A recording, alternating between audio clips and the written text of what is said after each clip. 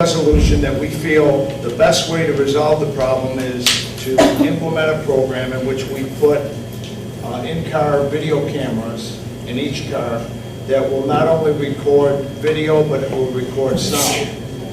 And it's a two-way street. It would help to substantiate some of the allegations that police officers are insensitive during a traffic stop.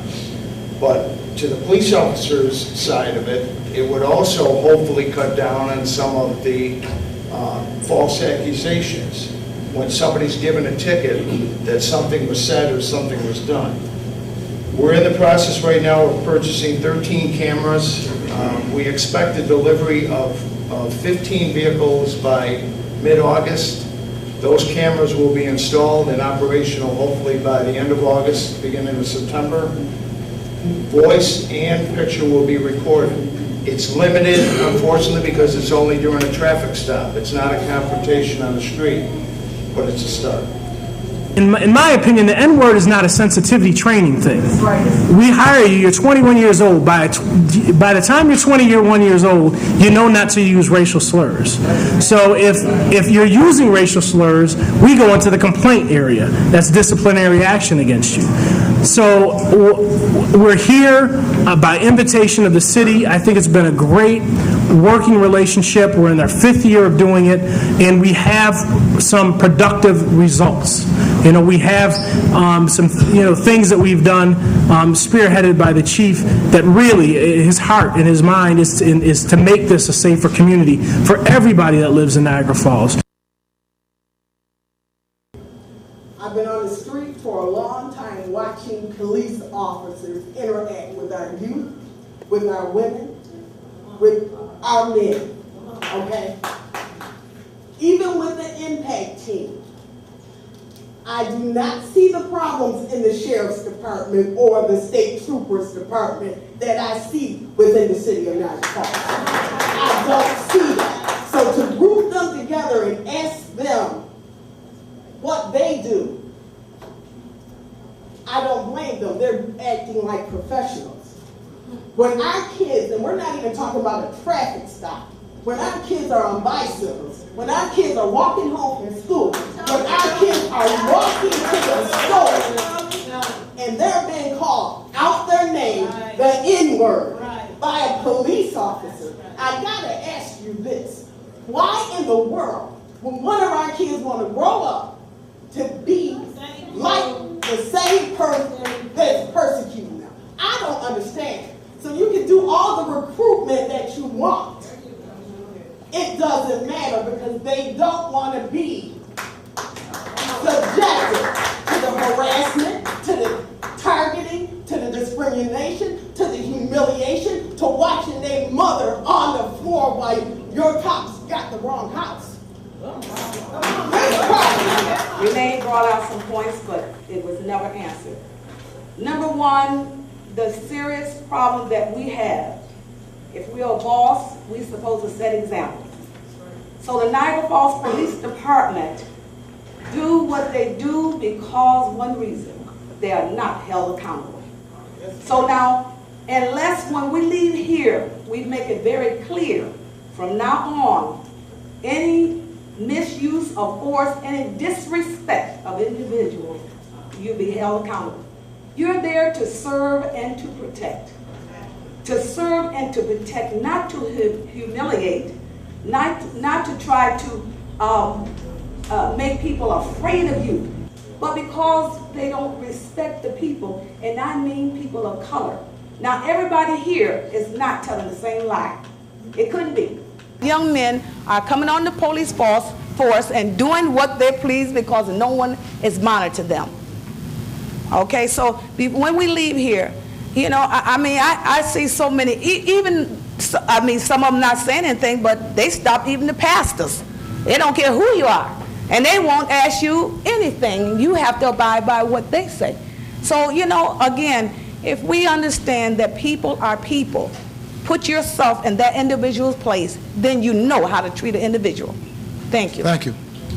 None of you guys was present at the Jaquinda Coleman assault thing. I was.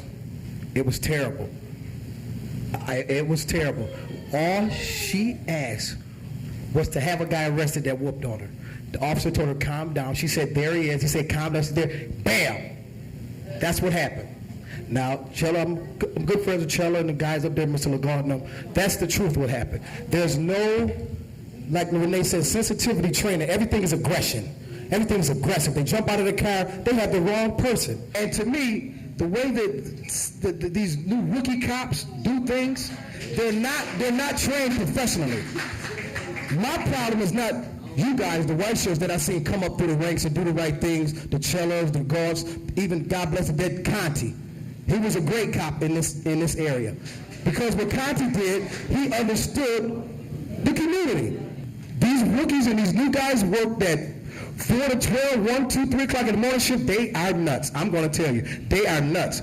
And to me, they act like a gang. To me, the biggest gang in the city of Niagara Falls are the cops. Not you guys, not all you guys. It's those 6 or 7 bad ones you have that all work on the same shift.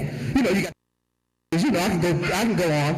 I mean, we're getting everything out here, right? I mean, we're getting everything out here. And another thing, I don't really have conflicts with the police. I know how to respect them. But no matter how much respect you show, if that cop wake up on the wrong side of bed that day, he's going to jail. I don't think the money for the $43,000 should be allocated for 3rd Street because Club New York is not a problem. It's not a problem. What I think it is because so many blacks go down there now that now they're like, wait a minute, we can't have all these people down here. There's 600 or 700 black guys out here. Holy crap. That's how they are. I'm just telling the truth. I'm not trying to be disrespectful. I'm just talking facts. It seems like once you go out after 12 o'clock, the officers are trained to attack. I just think like they should have more sensitivity training for the officers.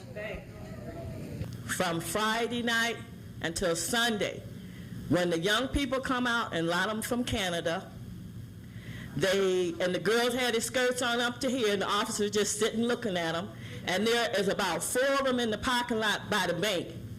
And those kids, those young people, they come by with their cups, and I don't think is Pepsi in them, and they block the street. Nobody says nothing.